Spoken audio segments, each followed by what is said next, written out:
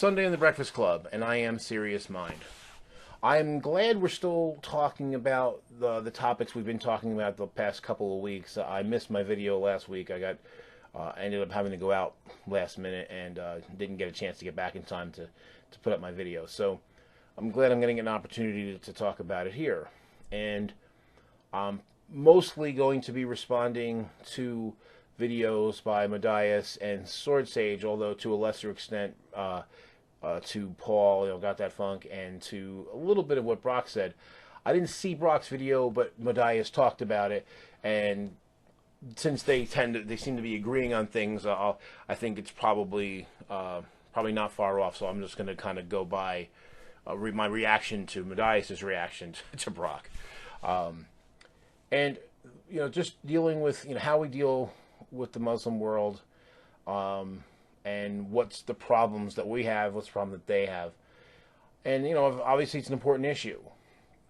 And Sword Sage's video yesterday about subtlety was really important. I think a nice capper to what's going on and the discussion we're having.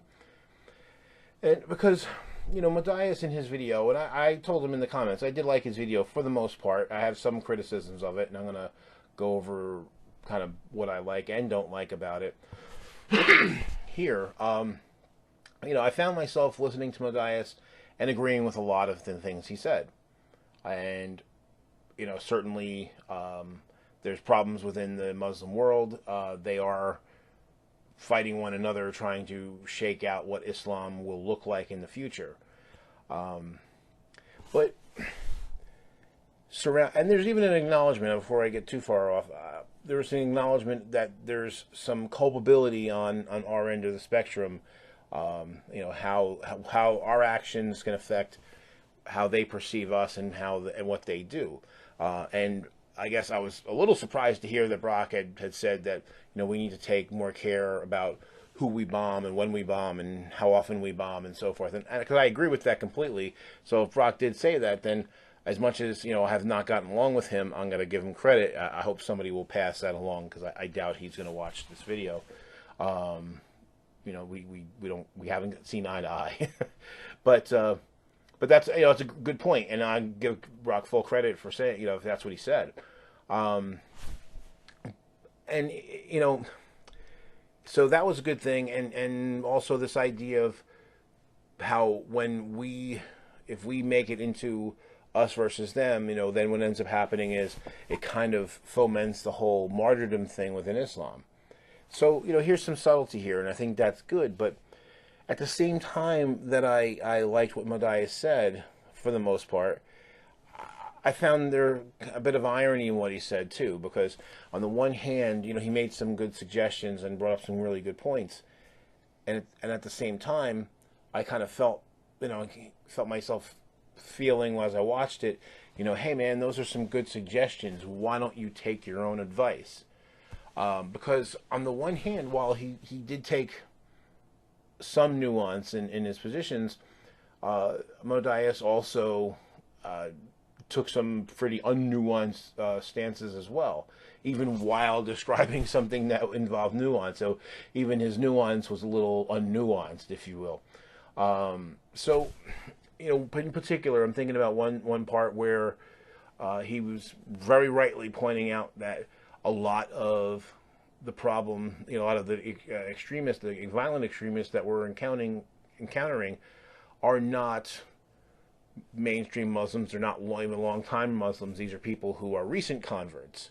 And, anyone who follows the religion probably knows that some of the more zealotous people are recent converts. They're usually the most aggressive. And that's for any religion, and Islam is no different.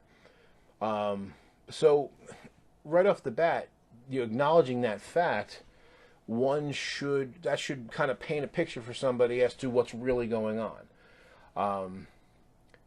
But that seemed to be, even while it was acknowledged, it was almost kind of cast aside, because at the same time, he said that these new converts, because they haven't been in the religion for so long, that they don't see the nuance, and then he went on to say, for what little there is. And this is the thing that I think causes a rift.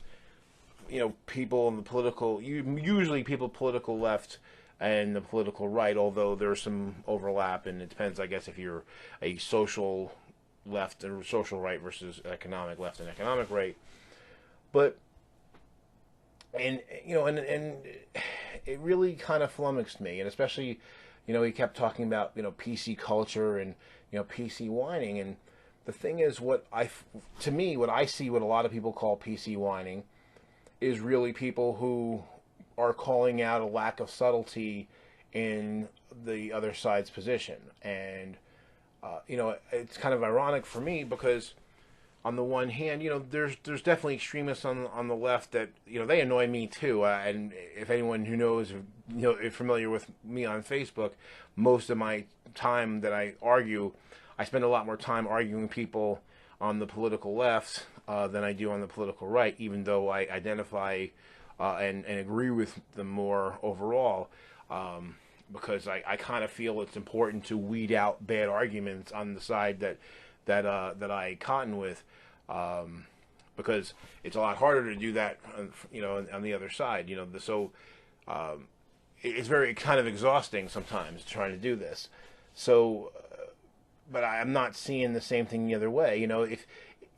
And you can shout all you want about PC people, and they do exist. And there's people who, get offended at the drop of a hat, and maybe are too quick to label somebody, a bigot or racist or sexist or whatever.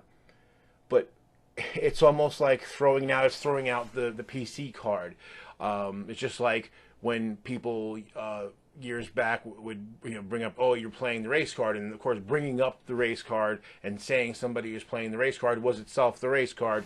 It's really a way to shut down the discussion or change the defensive posture. So instead of defending one's own position and trying to show that it's more nuanced than people are giving credit to, just trying to flip the script and putting it the other direction.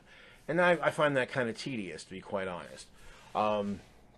There's more than one Islam. At least if you look at Sunni and Shia right there, there's a division. They fought wars over this in the same way that Christianity did in the past, hundreds of years ago.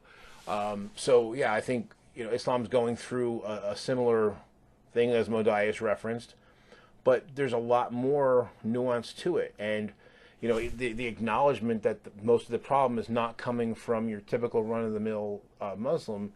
They're, it's kind of an admission that side is taking an argument that's not really totally founded, or it's not that it's totally unfounded either, but that there should be more nuance than what you give in the circumstance.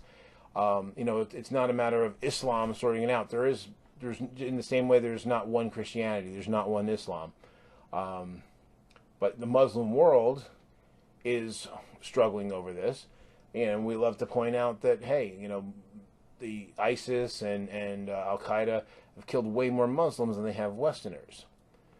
So if we, all of us, put aside labeling, whether it's on the far left or the far right, and really try to address the issues in an honest way, is something I brought up in my last video, I think we can do it. But it's going to take more than just shouting at moderate Muslims, mainstream Muslims to deal with their own stuff, because we have to do the same.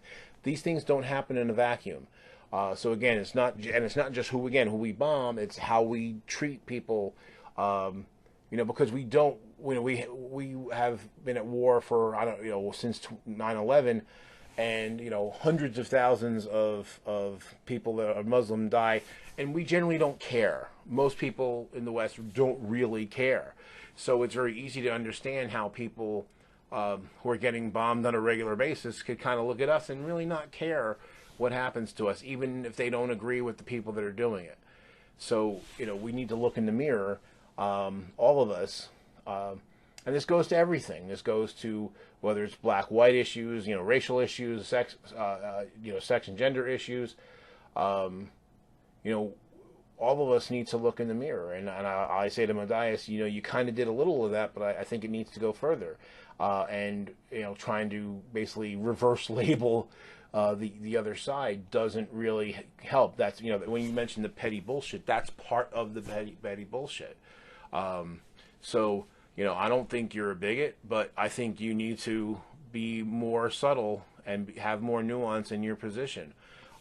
Because ultimately, none of this is going to happen, none of this is going to get fixed until we in the West and the large bulk of Muslims who are not extremists and who aren't out to kill us get together and work together. And it's the same thing with our issues here at home. Until the police and the non-white communities get together and talk to one another and stop demonizing each other, and the people who support either stop villainizing everybody on either side, that issue is not going to get solved. And there's an issue to be solved. So I kind of found myself my eyes rolling the whole time when I was listening, because I'm saying, yeah, on the one hand, yeah, I agree with this, what you're saying, man, but you know, you got to do some of this yourself. So physician, heal thyself, you know. So we got problems in the black community, but we have problems with police. And when you make excuses for the police, you know, shooting us down in the streets, and you haven't done that, but I'm just kind of making a general point. Whoever who does, you know, I had to deal with 2 guys today that were defending slavery, and not obliquely. I asked one guy flat out, "Is slavery, is one human owning another person, moral?" And he said yes. So, you know, am I being a snowflake for being agitated by that? I hope not. And if I am, you know, let it snow, let it snow, let it snow. So I don't think that has anything to do with PC. You know, the Muslim world has to do some house cleaning, and the Western world has to do some house cleaning, and the black community has to do some house cleaning, and the police and white America has to do some house cleaning. So anyway, that's my position. We all should do like Sword Sage and be more nuanced. And remember, as I've said before, skepticism begins at home. Catch you next time. And I hope Brock and Matthias will continue to make videos. Hope to watch mine, and I'll start watching theirs. Thanks.